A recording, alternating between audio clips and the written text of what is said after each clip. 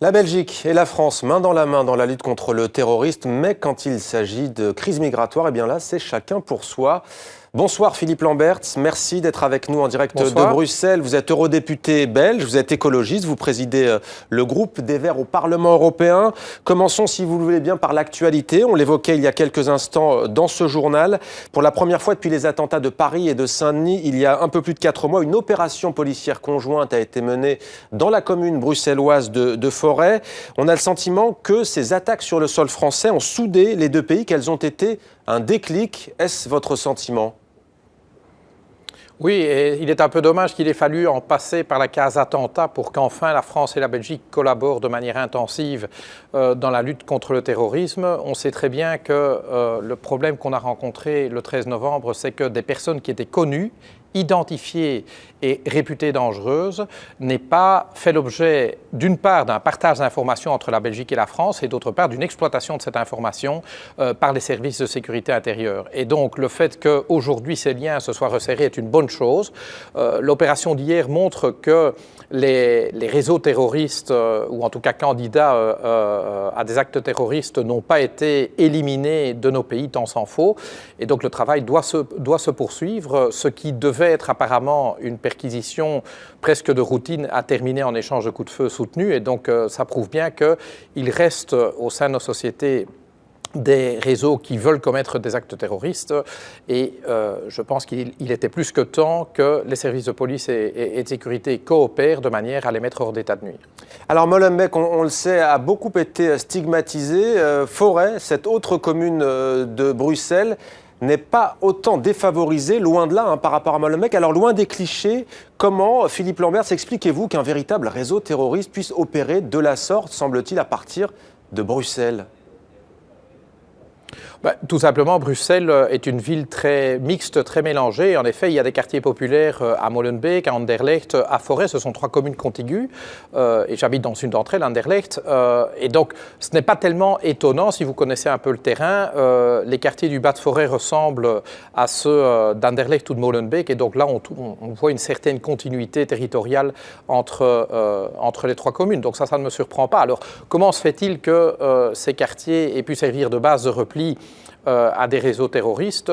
Tout simplement parce que ce sont des quartiers dont certains, et parfois un grand nombre des candidats terroristes sont d'origine, si vous voulez. Ces gens sont nés dans ces quartiers-là ou sont nés dans des quartiers similaires et donc il leur est relativement facile de se déplacer, de s'installer dans ces quartiers. C'est un terrain qui est, si vous voulez, le leur. Et donc, c'est clair que s'installer dans des quartiers qu'on a toujours connus, c'est plus facile, ça donne un sentiment de sécurité plus important. Ça n'est pas vraiment surprenant.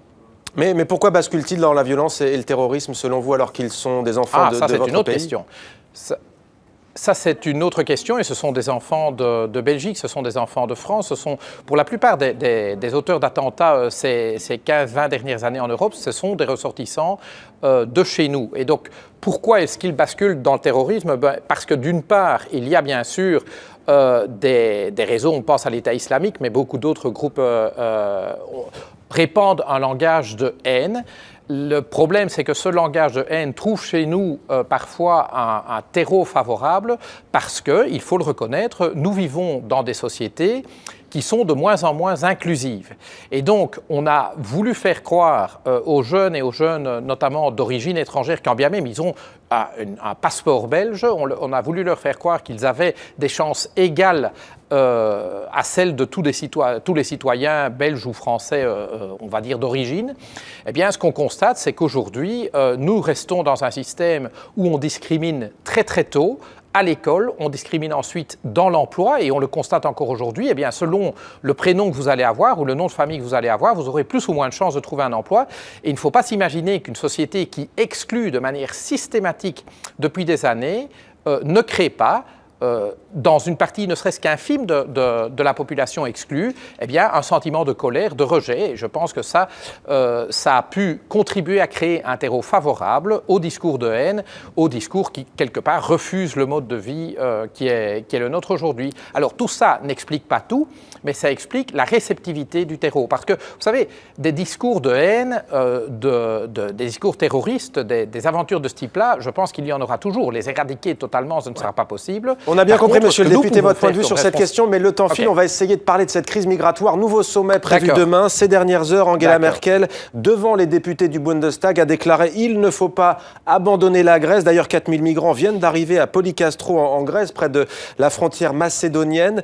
Quel est votre regard sur ces propos d'Angela Merkel, qui d'ailleurs dit que cette fois, ça y est, c'est la bonne, on va trouver une solution. Vous y croyez ? Ça dépend de ce qu'on appelle une solution, parce que la vraie solution pour les Européens consisterait à dire, à l'instar de la chancelière Merkel, eh bien, l'Europe a une responsabilité à la fois morale et légale à l'égard des réfugiés de guerre qui affluent pour l'instant sur nos rivages, et donc cette responsabilité, nous devons l'assumer collectivement. Autrement dit, faire face à l'arrivée d'1 million de réfugiés par an pendant 5 ans pour l'Europe, eh bien, c'est quelque chose de parfaitement possible. Et pour vous, la France n'assume pas sa responsabilité. Vous avez déclaré qu'elle ne méritait plus son statut de patrie des droits de l'homme. Pourquoi ? Mais c'est évident, puisqu'au moment où l'Allemagne accueille plus d'1 million de réfugiés, je parle de 2015, eh bien, la France en accueille tout au plus quelques centaines. Si la France avait pris la place qui est la sienne dans ce qu'on appelle parfois le directoire franco-allemand, avait assumé la co-responsabilité avec la chancelière d'un effort résolu d'accueil des réfugiés de guerre, eh bien, je pense qu'elle aurait entraîné dans son sillage, la France et l'Allemagne auraient entraîné dans leur sillage un bon nombre d'États européens qui n'auraient pu faire autrement que de prendre leur part de la responsabilité. Au lieu de quoi, la France de François Hollande et surtout de Manuel Valls est restée au balcon, laissant la chancelière se débrouiller avec ce qu'elle avait décidé de faire. Et donc, de ce point de vue-là, la France est restée complètement en deçà de ce qu'elle devait faire. Merci Philippe Lamberts d'avoir répondu à cette interview. On a l'occasion de vous entendre prochainement sur TV5 Monde.